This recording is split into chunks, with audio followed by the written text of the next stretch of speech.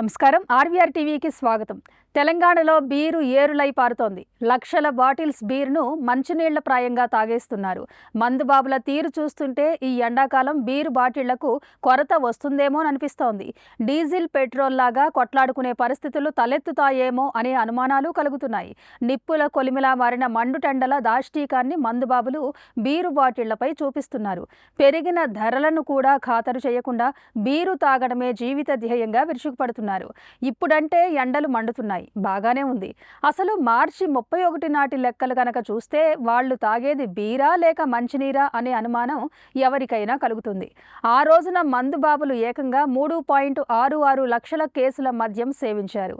అంతకుముందు ఏడాది అదే రోజున తాగిన 61 లక్షల బాటిళ్ల మందుతో పోలిస్తే దాదాపు 600% ఎక్కువ. అంటే అంతకు ముందు ఒక్క బాటిల్తో సరిపెట్టిన జనం ఈసారి ఏకంగా 6 బాటిళ్లు లేపేశారన్నమాట. మొత్తం మీద గత నెలలో ఏకంగా మందుబాబులు 3,485 కోట్ల రూపాయల లిక్కరు తాగేశారు. అప్పటితో 36 డిగ్రీల సెల్సియస్ ఎండలతో పోలిస్తే ఇప్పుడు ఎండలు 40 డిగ్రీల సెల్సియస్ దాటిపోతున్నాయి. దాంతోపాటే బీరు బాటిళ్లపై మందుబాబుల ప్రేమ, ప్రతాపం కూడా పెరిగిపోతున్నాయి. చూద్దాం, ఏప్రిల్ నెలలో మందుబాబులు తెలంగాణ ఖజానాను ఎంత మేరకు నింపేస్తారు. ఇలాంటి కరెంట్ అప్డేట్స్ కోసం చూస్తూనే ఉండండి మన ఆర్వీఆర్ టీవీ. లైక్ చేయండి, షేర్ చేయండి, సబ్స్క్రైబ్ చేయండి.